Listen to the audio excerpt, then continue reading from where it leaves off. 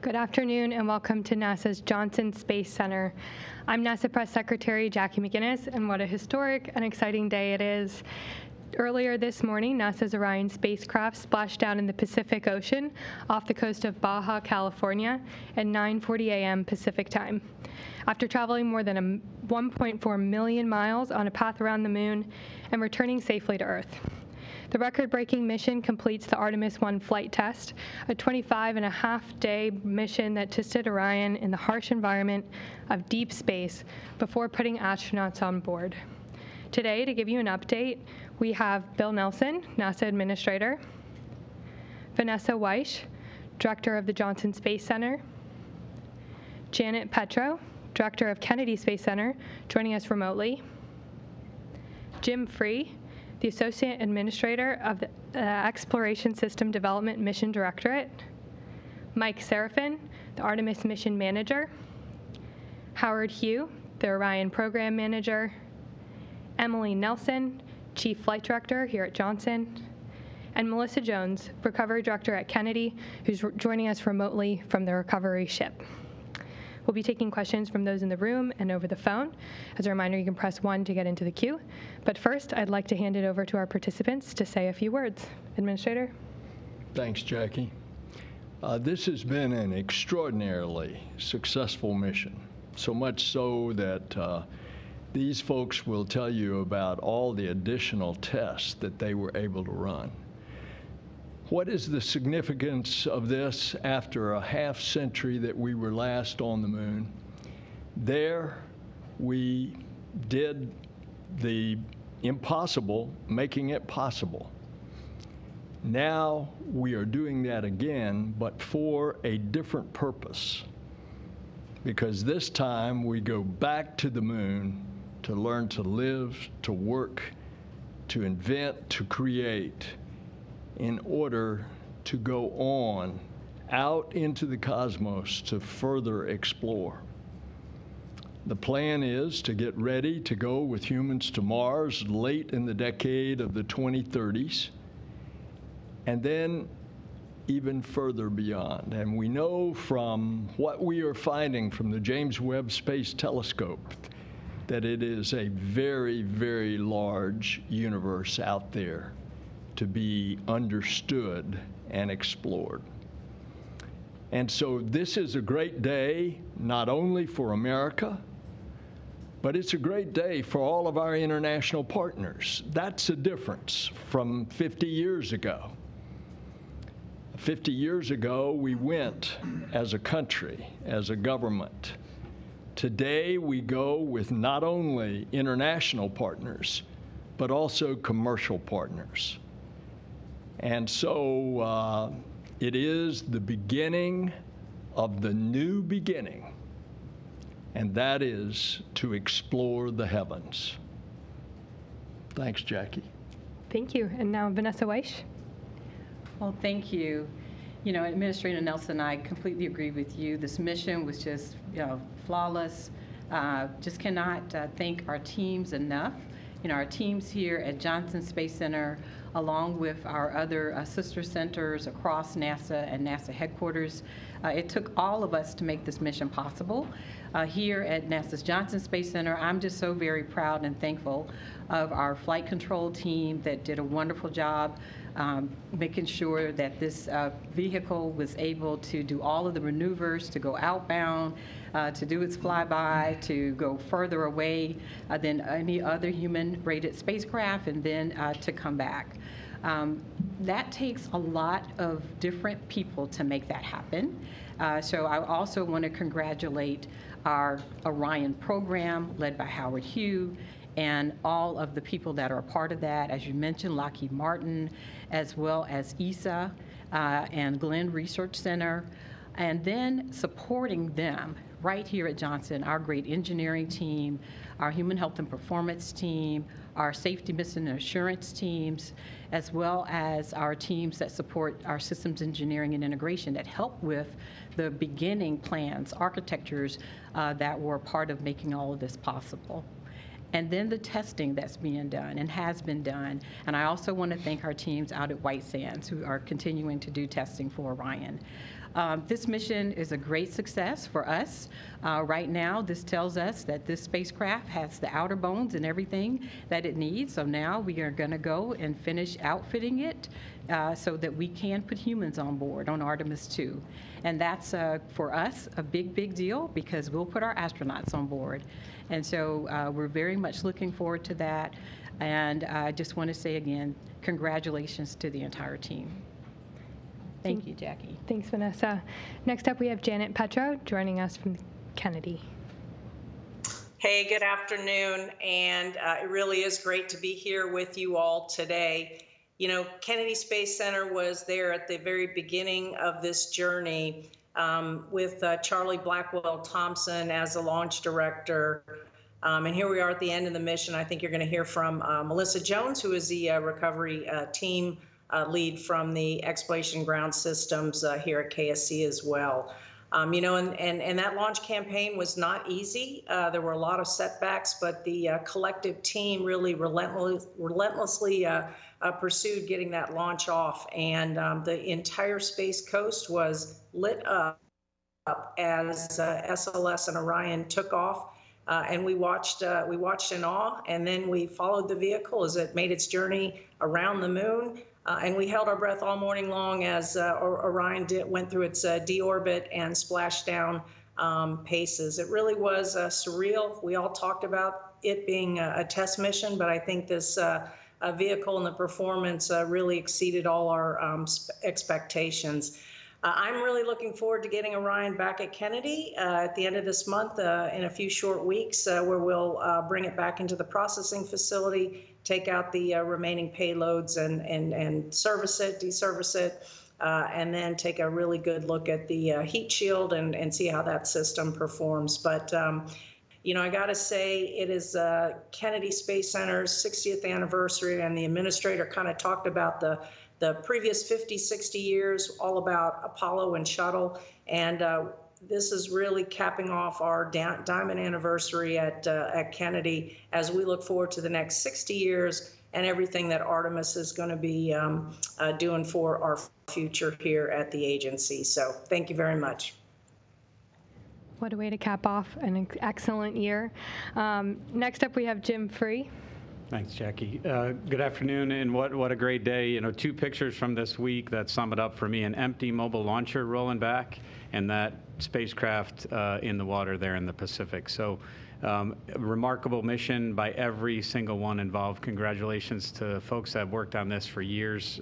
Some people their whole career, some people half of their career. It's great to see this first flight come to a close so we can move on down our path of our sustainable presence at the moon. You'll hear a lot about Artemis I and things we did on the vehicle in this flight and still have data to review, but we definitely pushed this vehicle far so that we can be now on to Artemis II, which is happening today at Kennedy. The crew module's there, the service module's there, the engine section arrived yesterday. That vehicle is a reality, and ironically, so are the next missions all the way out through Artemis V. We have hardware today in work around the world through Artemis V. This isn't just a one flight and we're done. We are on our path to getting that base on the moon, to getting the understanding we need to go on to Mars, and doing the science that's front and center here in our program. These missions are complex. We talked a lot about that at the beginning. They will become increasingly complex for us. But I think the confidence that we learned in the vehicle, the things that we tested the vehicle to, the way that the teams responded to all that, I think give me great confidence in our path in the future. So it's great to be a part of it. Congratulations to everyone, and I look forward to answering the administrator's questions of when we're going to launch Artemis II. Thanks, Jim. Over to you, Mike. Oh, well, good afternoon, and thank you to each and every one of you that have come to follow us today on a successful completion of the Artemis I mission, but especially to those that followed us from our very first launch attempt and stayed with us through hurricanes and hydrogen leaks and technical issues throughout. This team has really persevered through many challenges And from the outset, we spoke about how this was a deliberate stress test of our deep space human transportation system. And we've been up front with you about how this was going to be a challenging mission. We set some bold priorities. Priority 1, demonstrate the vehicle at lunar reentry conditions. We successfully demonstrated that today.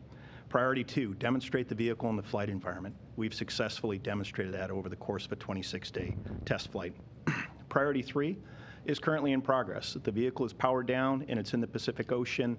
And as Melissa Jones will elaborate, the vehicle recovery and retrieval is in progress, and we expect to complete that here in the next couple of hours. And then priority 4, our bonus objectives, sharing the mission with each and every one of you, public outreach, sharing remarkable images, completing science and technology demonstrations.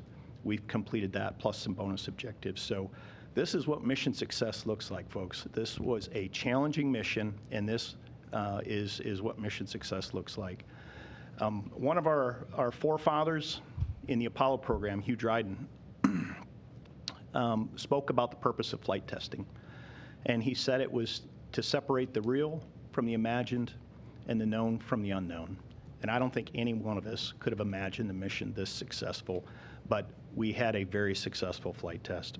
We now have a foundational deep space transportation system. And while we haven't looked at all the data that we've acquired, we will do that over the coming days and weeks and fully understand and appreciate the margins that are there.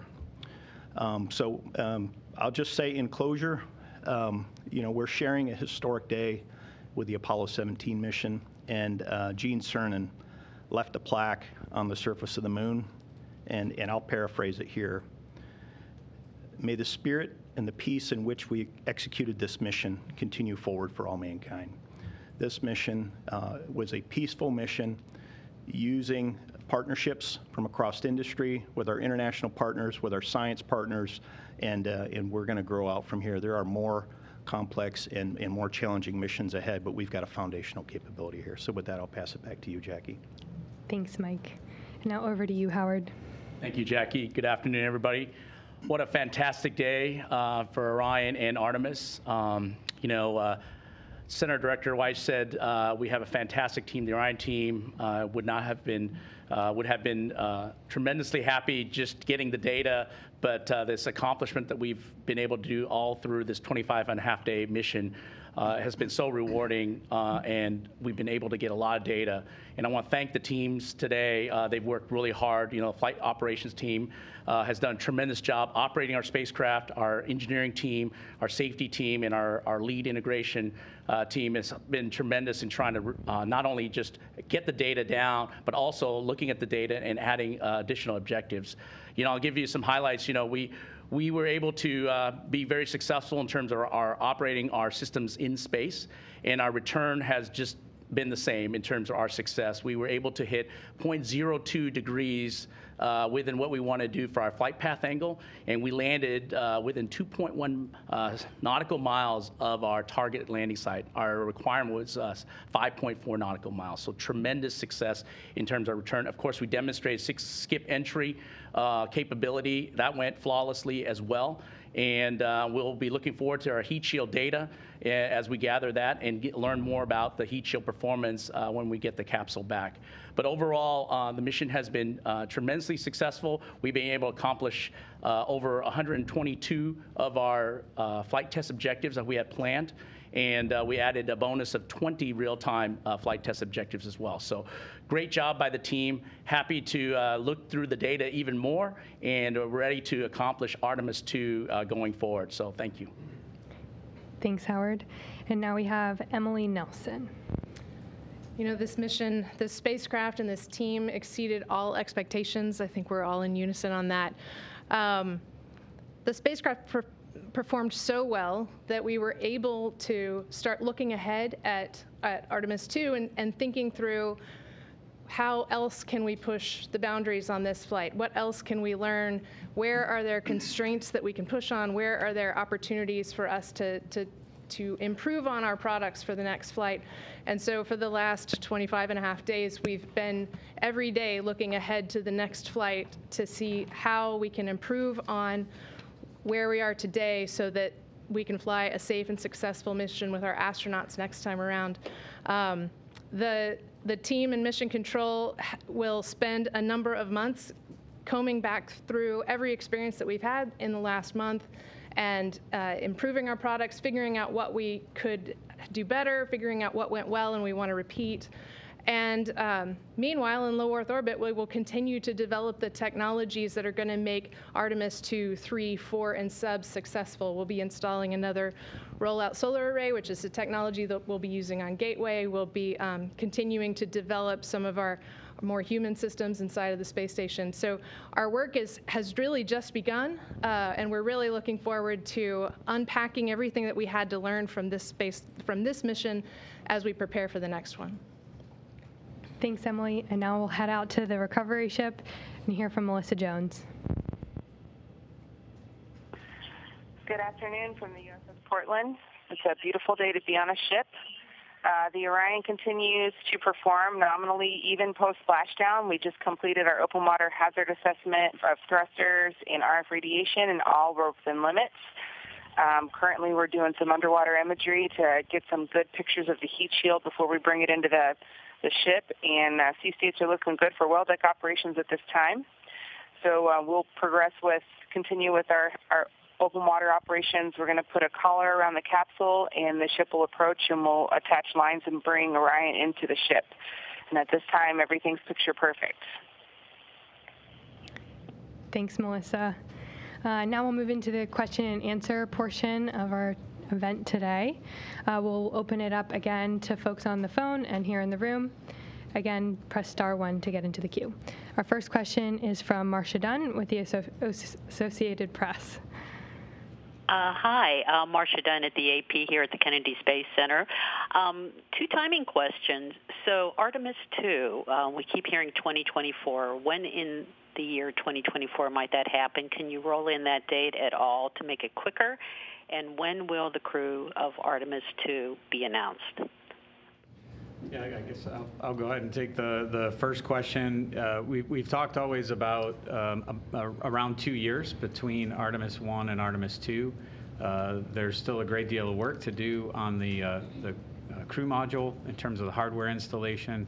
I think everybody knows we're taking some of the boxes out of Artemis I, sending them back for retest, and then putting them into the Artemis II vehicle. Then the crew module and service module go together and go through a series of tests. So right now, we're still looking at that 2-year time frame from Artemis I to II. I think one thing we've always been concerned about is what do we learn from one, and are there changes we have to make? I think we've learned a lot from one. TBD if there's changes. So that's some of the work we'll be going through, and then kind of get that final assessment on a date for two. But we've always talked about 2 years between missions. I joked earlier about the administrator asking me about it. We obviously want to try and do it quicker. To your point, Marcia, and Howard and his team on the Orion side are always looking to ways to do things quicker. We're trying to roll in lessons learned from the processing of the Artemis I vehicle at Kennedy. Are there things we can shorten there or optimize? So that's all of our lessons learned path going forward in the near term. I'll turn the second question to Vanessa. Awesome. And so also, Marcia, one of the things that we've been talking about is when to assign the crew, right? And so we knew that we wanted to wait for this mission to go, make sure that it was a success. As Jim said, there's still some things that need to be learned as we get the spacecraft back to Florida, make sure that we have everything that we need to know.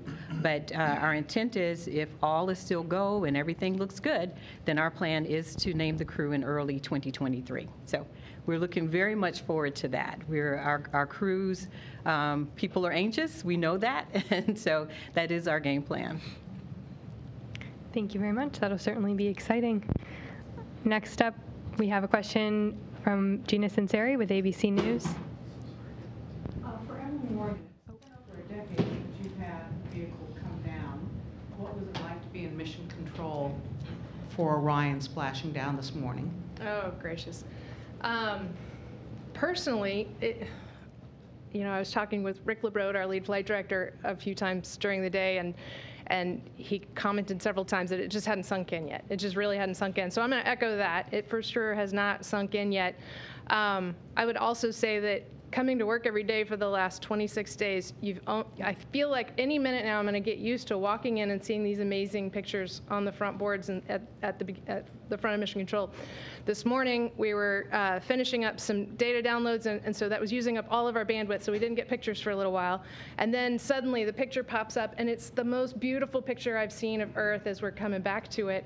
And I mean, just awe-inspiring. Like, stunning. You know, one of us notices it and points at the screen, and everybody else just pauses for a second to just soak in. There's a ship that has just been at the moon, been farther away than any spacecraft built for humans has ever been, and now it's about to splash down in the Pacific, and we get to be here for this. And so it's certainly a momentous occasion. Thanks very much. Next, we have a question from Bill Harwood with CBS News. Yeah, thanks a lot. A quick one for Mike Serafin, if I could. Mike, what was the biggest surprise for you during this mission? Something that might have caught you off guard, or either happily or unhappily. And you mentioned the Artemis II engine compartment getting here to KSC. Can you talk about the challenge of assembling the core stage in Florida versus Michoud? What that buys you? Thanks. Yeah, Bill, thank you for the question. The biggest surprise for me was a positive one, and it was simply that the first-time flight of a brand-new rocket, a brand-new spacecraft, first-time operations went as smoothly as it did. And I think that's a testament to the level of preparation, the quality of workmanship, just the overall level of test and integration, and just effort put into getting this mission ready to fly. In terms of bringing the core stage engine section to the Kennedy Space Center, you know, that's an efficiency that we're looking at, and shipping it and then assembling it vertically is something that we've been prepared to do. And the infrastructure at the Kennedy Space Center affords us an opportunity to do that, as opposed to a horizontal integration at Michoud Assembly Facility near New Orleans. The work at Michoud is still going to keep going on. We still need to build tanks. We still need to build the large components, and we'll ship the bulk of the core stage, minus the engine section, to the Cape, and then made it at the Cape once it gets there. It actually affords us some efficiency by splitting the workforce rather than having competing workforce or competing work instruction priorities on the shop floor at Michoud. So I think it's a good thing, and it again is something that we've learned how to integrate one of the more complex systems on the core stage. I don't know, Jim, you've been in some of those conversations as well, and if you have anything to add on the core stage. At Michoud, we have to construct a clean tent around the engine section when we do a lot of the installations or take things off to test. So at Kennedy, so you take that up and down, it adds time. At Kennedy, we don't have to do that. We'll process in the space station processing facility. So we're hopeful that the engine section, which is incredibly complex, will improve in its schedule time. And then the work Mike mentioned about workforce, we're starting to ramp up the exploration upper stage work at Michoud also. So we have a lot of work for those folks to do on stuff out through Artemis IV, and we're already starting weld confidence articles and structural articles on the exploration upper stage. So it helps us with efficiency and hopefully getting to that one-year cadence as fast as we can. Thank you both. Next up in the room, we have a question from Eric Berger with Ars Technica. Hi, thanks very much, and congratulations on such an impressive flight. I mean, it really was pretty awesome to watch, I think. First question is for maybe Howard or Mike. On the coming back today, it looked like the capsule was kind of swinging back and forth, maybe doing some roll maneuvers, and was that as planned? And then second, I guess, for the administrator, I think one of the most remarkable things about this moment is that everyone is behind Artemis. You've got the White House, Congress, international allies, traditional space, commercial space, and most of the space advocacy community. I think that's pretty unique, at least since Apollo. And so I'm wondering sort of what you attribute sort of that universal, almost universal support for what you're trying to do at this point. Oh, I don't. Hey, Eric, thanks for the question. Yeah, we do the roll maneuvers, especially up front on reentry, give us the lift vector. So it'll give us a positive lift vector when we do the skip entry. And so it's really important. Of course, we will do some roll orientation under the chute, so we make sure we land appropriately when we splash down the water as well. If I don't know specific times you're referring to, but we certainly would do some rolls. Yeah. So I'll elaborate here a little bit, Eric. The center of gravity and the center of lift are slightly offset, and the way that you control the lift vector is you rotate one about the other, and you can control which direction the vehicle is lifting up, lifting down. So those were purposeful rolls. I'm familiar and recall seeing some of the rolls when we had a signal between the two blackouts, and that was per the plan. And the blackouts were planned. We knew that those were coming as well. Anyway, and you had the support question, sir. Eric, the answer to your question is space is the place. And you see that. You see it in the eyes of children. You see it in the interaction of our guys in the blue suits, our astronauts, when they walk into any room, whether it's young or old. You see it in the technological prowess of the free nations of the world suddenly displaying transparently everything that we are doing. You see that in a nation that has been riven with partisanship. That doesn't exist here. NASA is basically nonpartisan. R's and D's alike come together to join us. And you see that reflected not only in the leadership here, but you see that reflected in the people and the leadership around the world. In the little bit that I've been to Europe, I mean, people are just, to use a phrase, over the moon about our space program. When I was at the astronomical conference in Paris, I got a message that the French president wanted to see me. And he's a space aficionado, so he just comes last week for a state visit with our president. And where does he want to go? He comes to NASA. And you see this in also the sense of America accomplishing something that people get excited about. You roll all of that together and a lot more, and that's why you see the excitement in this room today and all across the country. And that's why you saw 60 years ago 1.5 billion people of the Earth watching Apollo 11. And that continues today. Thank you very much. Our next question comes from Chris Davenport with the Washington Post. Hi, good afternoon, and thank you very much. Actually, my question is a follow on that, because obviously this is a very big day for NASA, and you have a lot of enthusiasm and momentum for the Artemis program. But as we know, these successes can sometimes have a very short shelf life. I mean, we saw that with the Apollo program. So I'm wondering if you're concerned about that and how you keep the momentum going with the public and, more importantly, with Congress, especially with the fact that the Artemis II mission is not going to come for another 2 years from now. Thanks very much. Well, Chris, I'm not worried about the support from the Congress. We will have that. We, in fact, have that.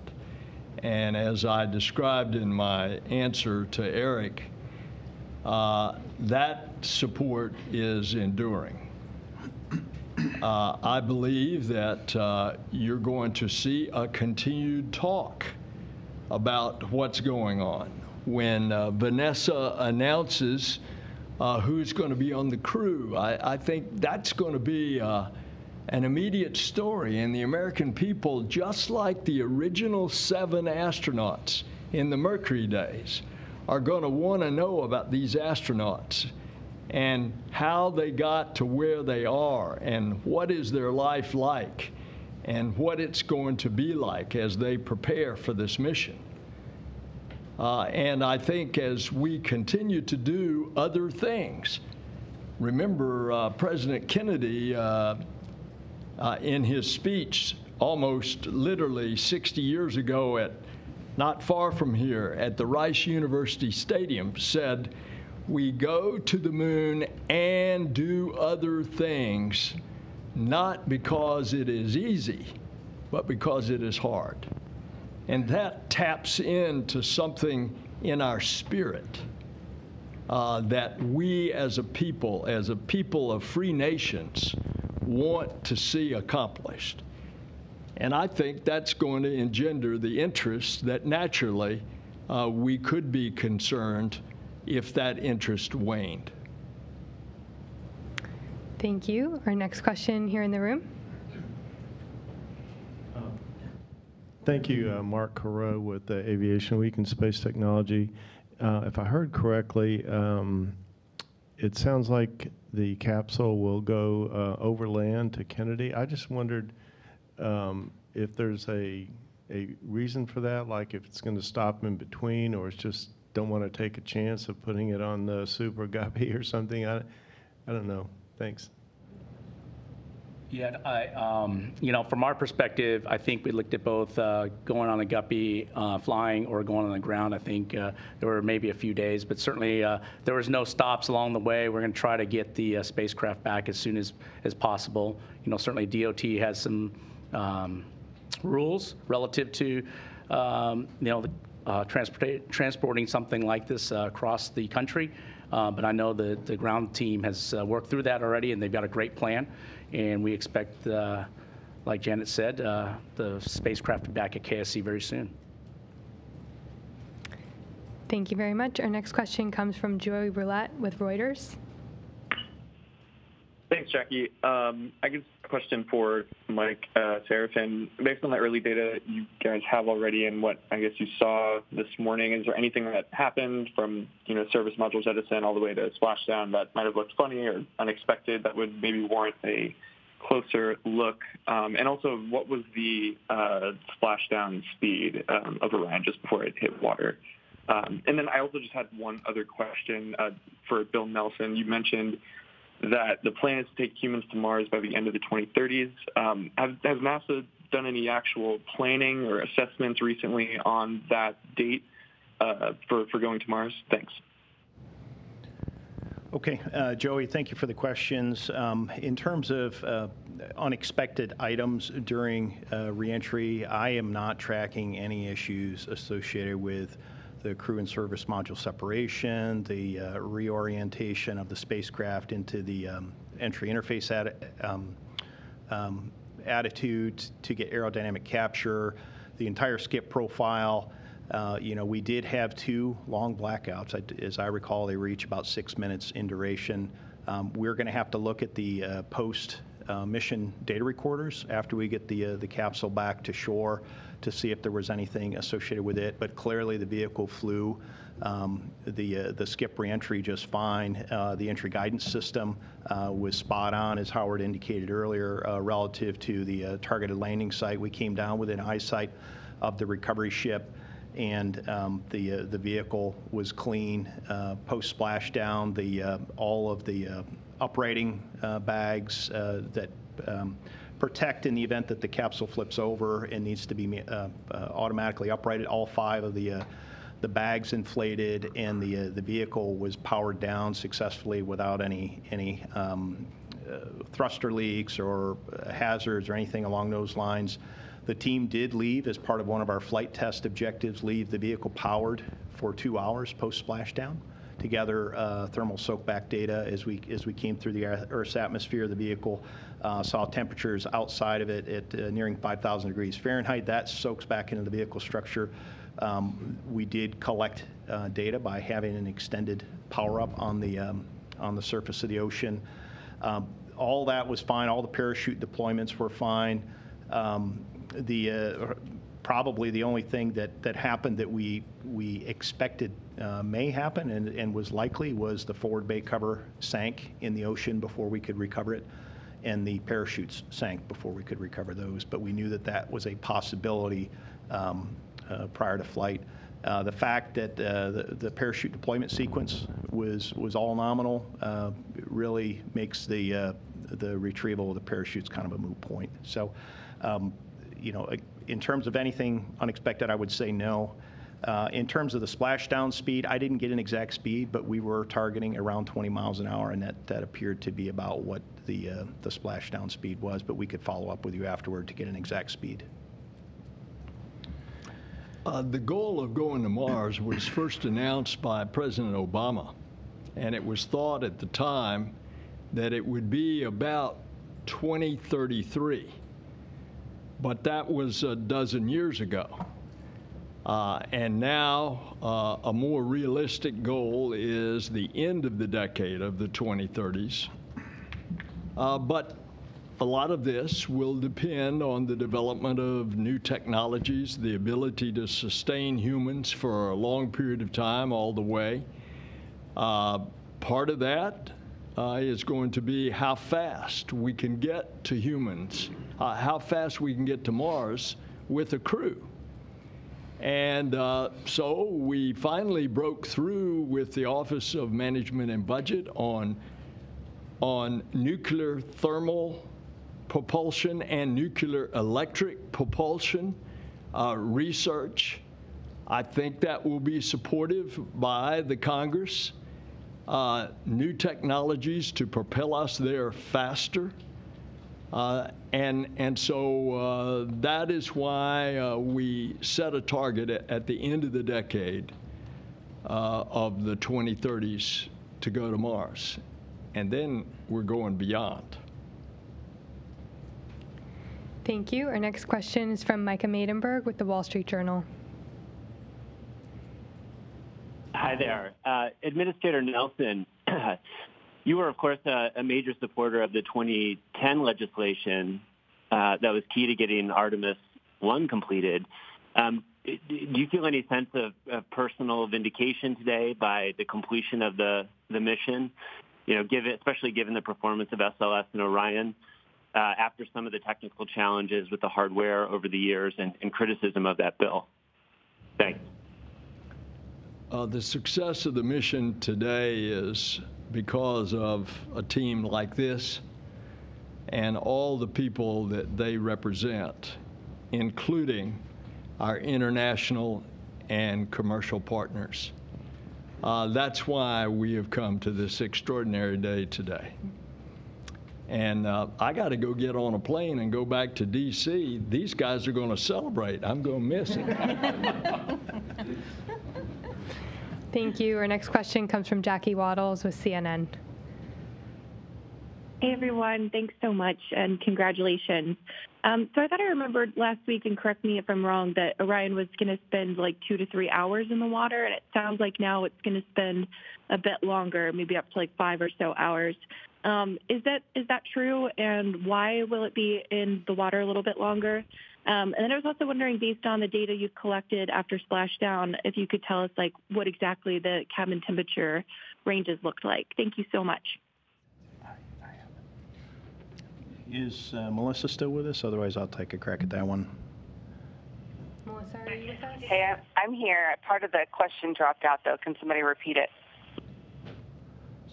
Her first question was about, her second question was about the cabin temperature, and the first question was about how long Orion was going to be in the water. She thought she had heard 2 to 3 hours, and now it seems maybe more like 5 or 6. So she was looking for confirmation and an explanation on why.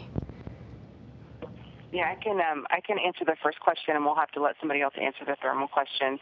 So this recovery is about 5.5 to 6 hours, and the reason for that is because the first 2 hours we had a powered-up flight test objective. We have about an hour and a half of imagery. So it's all about gathering data because it's a test flight. And then the last hour and a half to 2 hours will be installing a collar on it, attaching lines, and getting it in the well deck. So typically a recovery with crew on board that wasn't required all of the flight test objective data that we're trying to get, and the flight test objectives would be significantly less than this in under 2 hours. But in this case, we're being very careful, trying to get all the data we can and trying to be very careful with the capsule when we bring it in and we set it down on the cradle. Thanks, Melissa. And I'll answer the second part. So when we landed, Mike mentioned, understand thermal environment in the cabin itself. So it was 60 degrees Fahrenheit. And when I left, after about an hour, it got to about 71 degrees. So really great data, very much in what we expected, and a great way to collect the data for this flight and understand how the cabin environment will be for the crew on Artemis II. Thank you very much. Our next question is from Ken Chang with the New York Times. Hi, thank you. This is for the administrator. So congratulations on today. Looking forward to Artemis III, NASA's working with a company led by someone who today suggested that Anthony Fauci should be prosecuted for crimes. I'm wondering, is there anything that Elon Musk could say that gives NASA a pause on SpaceX's ability to execute this conduct? Thank you. Hey, Ken, I'm really sorry your connection was cutting out in the room. Do you mind repeating your question? Can you hear me? It's garbled. Yeah, it's a little in and out. Sorry. Go on to the next question then. Can't understand.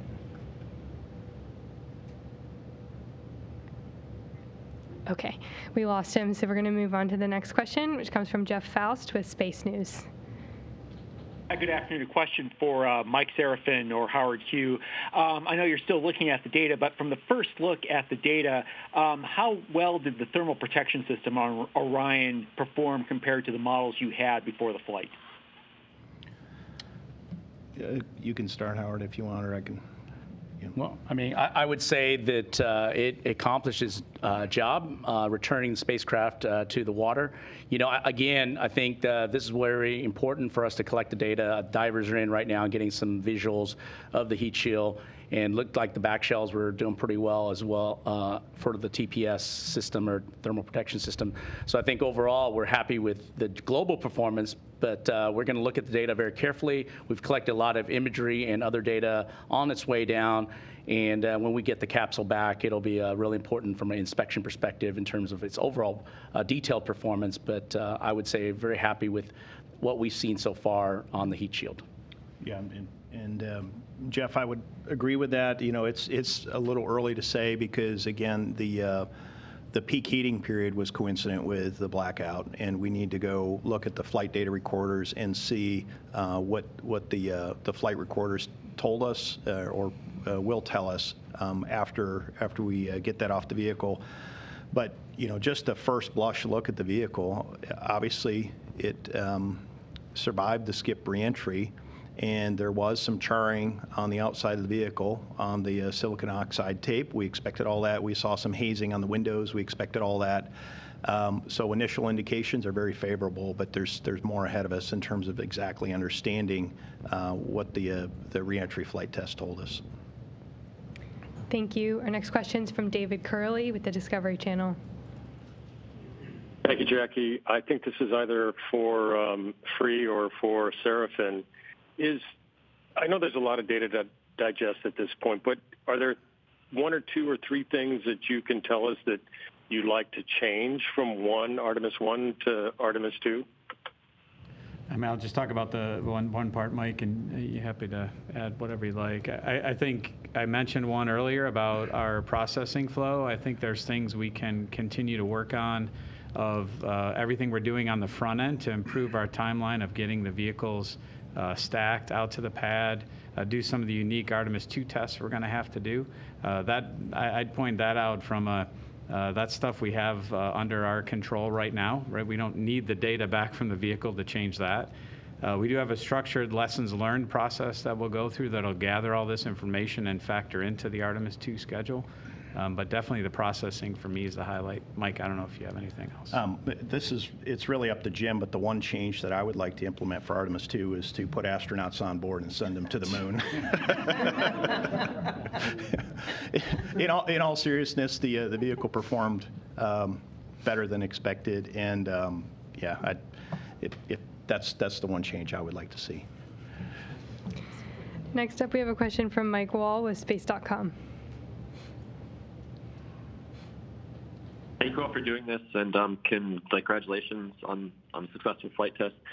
Just a quick question about the sort of road to Artemis II. We know it's going to be a couple of years. It's going to be a long road. What do you see as like the biggest challenges facing you to meet that 2024 launch date? Are there a couple items in particular, like the life support system development? Is it more like rocket production?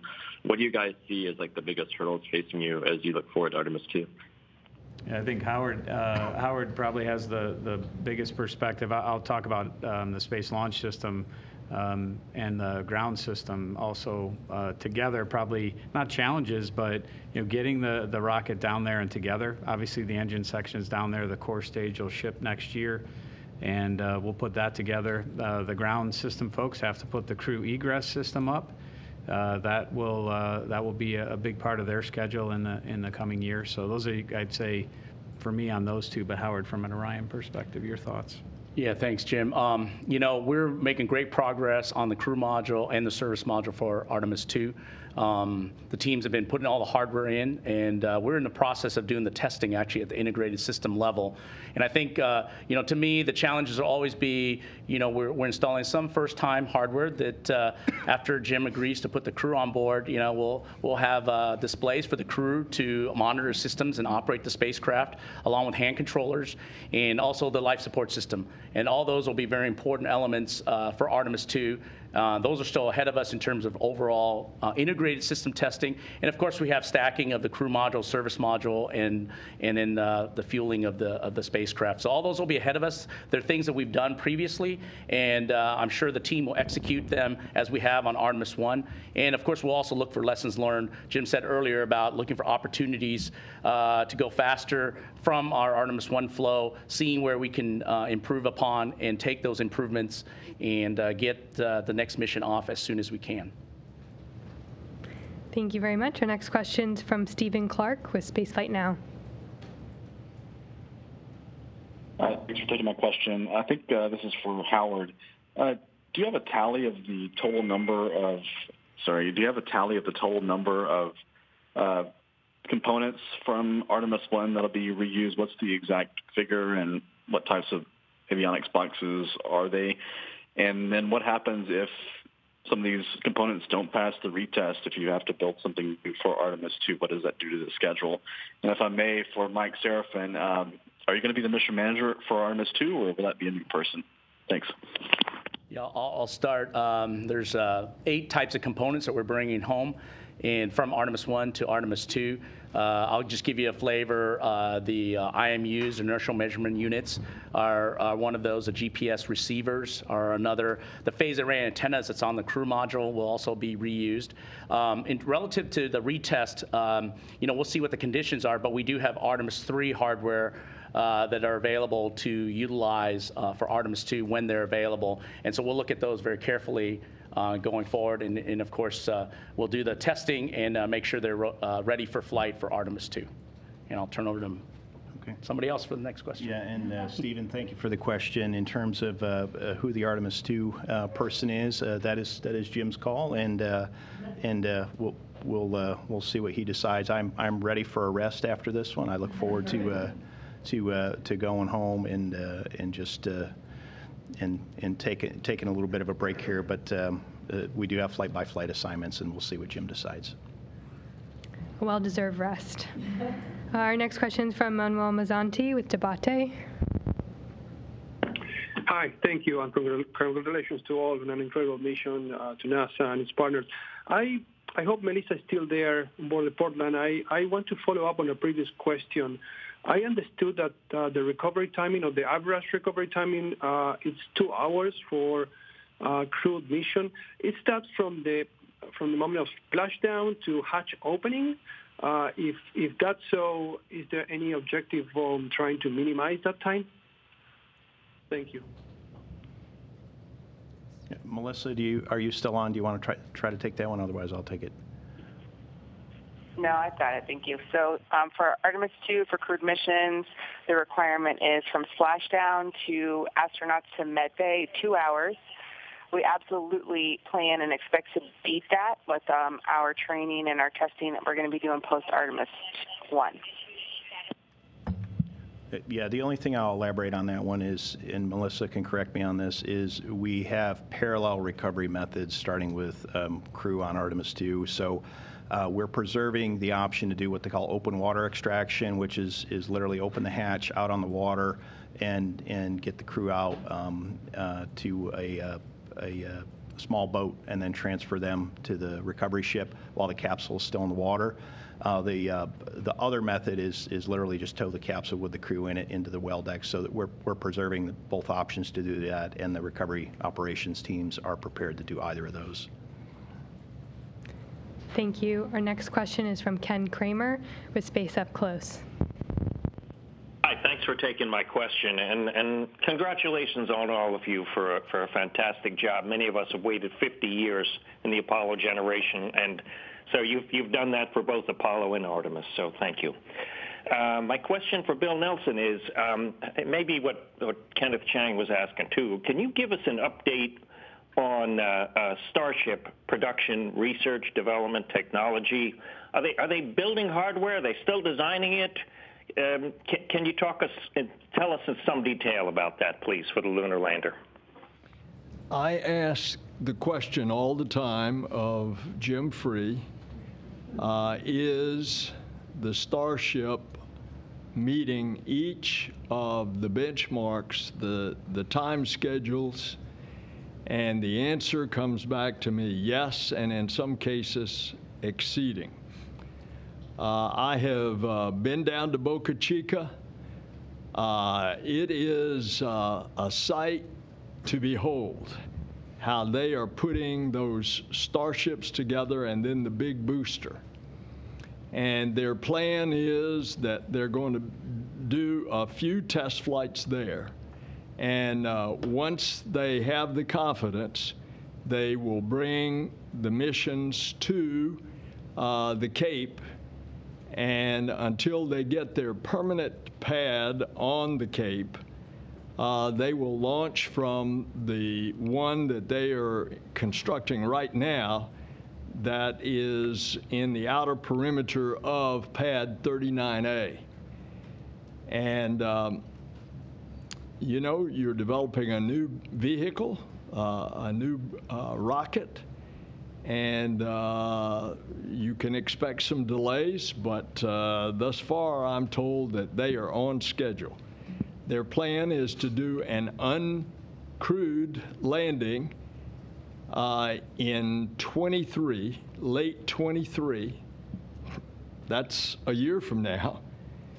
And then to do the crewed landing in late 24. So slips are always possible because it's a brand new system, but they have been quite impressive in what they have done with other systems. Thank you. Our next question comes from Zach Aubert with Launchpad News. Yes, Zachary Albert with TLPnetwork.com, the Launchpad News. First, congratulations on such an incredible mission, and thank you for the great live tracker and cameras. It really felt like we all went back to the moon together, which is awesome because space is better together, and the views were expiring. Is there any time-sensitive instruments or equipment that are on Orion that need to be offloaded quickly? We know there's a more set timeline for crews, but anything for the cargo or science as we see during missions coming back from the ISS? And for Administrator Nelson, over the last 3 weeks, for the first time in 50 years, we could look to the moon and say we can go there. There's a new Artemis generation that's making a decision on what their future would look like. Administrator, what encouragement or inspiration would you say to this new generation on why they should consider the space industry as part of their future? Thank you. You want to mention else? Yeah, Zach, thank you for the question on time-sensitive instruments and payloads. We do have a number of dosimeters on board the spacecraft, both active and passive. There's also one bioexperiment payload that is on board that it contains a number of organisms, yeast and fungus and some other organisms that serve as basically an analog to help us understand radiation exposure. So we've got the bioexperiment samples in the cockpit of Orion. We've got the Mare mannequin torsos that one had a radiation vest on, one did not, and we'll get baseline data from that.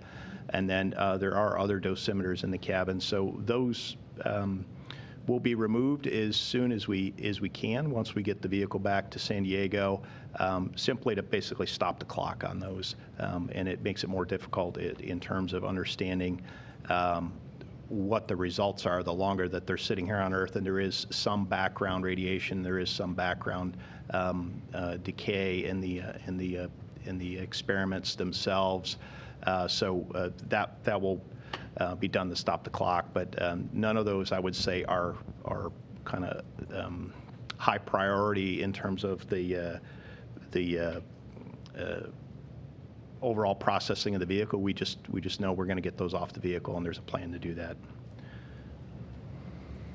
The essence of your question was, how do we get the younger generation to buy in to the Artemis program?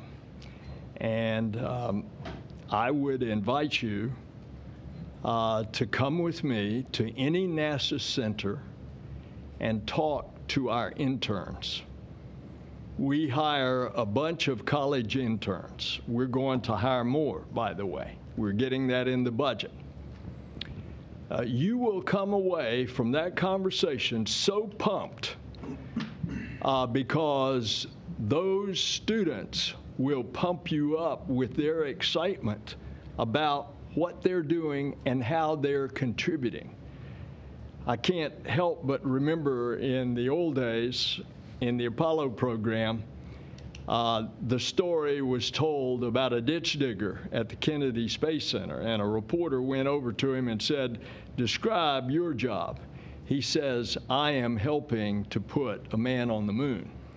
I think you will see that same kind of excitement and dedication in the eyes and the speech of our young generation. Now, certainly with the success of this first Artemis mission, that is the telling of a story that has a plan to going further out into the universe. And that in and of itself is an exciting story. Thank you. Unfortunately, we are running up on the end of our time together. We have time for one more question. The last to close this out will be from Leo Enright with Irish Television.